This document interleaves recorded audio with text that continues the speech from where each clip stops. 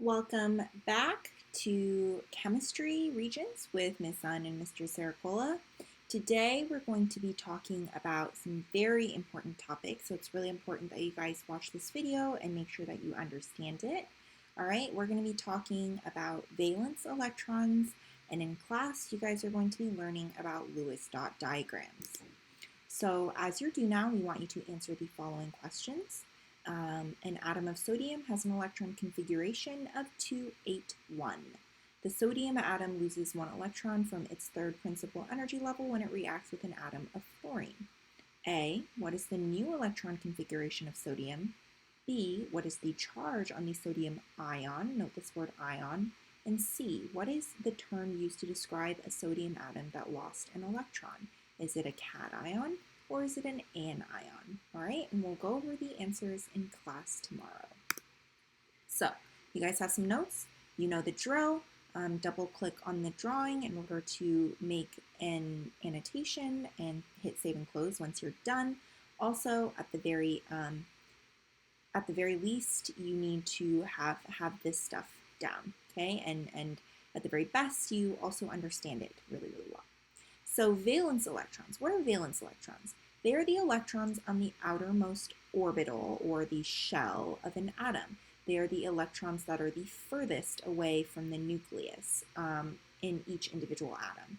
All right, so if we look over here at this oxygen that we've taken from the periodic table in your reference table, page 9, remember, okay, we see that it has an atomic number of 8, so oxygen has 8 protons, and it has 2 plus 6 equals 8 electrons.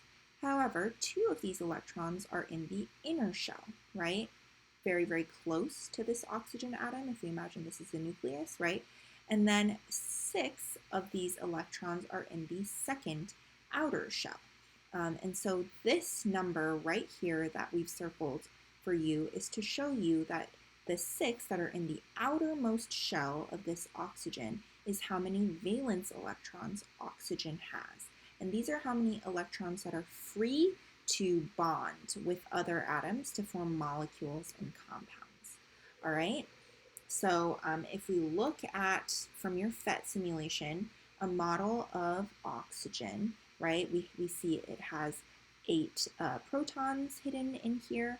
All right, and 1, 2, 3, 4, 5, 6, 7, 8 electrons. However, not all electrons are created equal. These two are too close to the nucleus.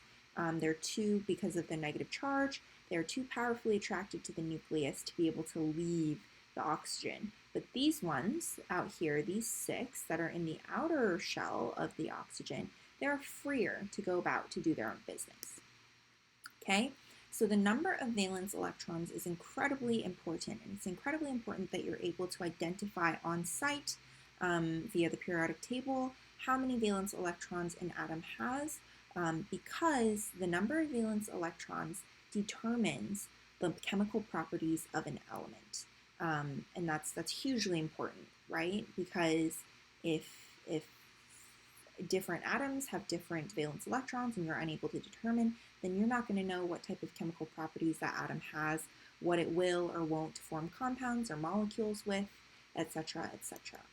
All right, so as practice, you guys can fill in the electron configurations for each of the following elements, and I want you guys to circle the valence electrons just like we've circled the valence electrons over here. All right, and we'll be checking this in class as well. So I'll see you guys tomorrow.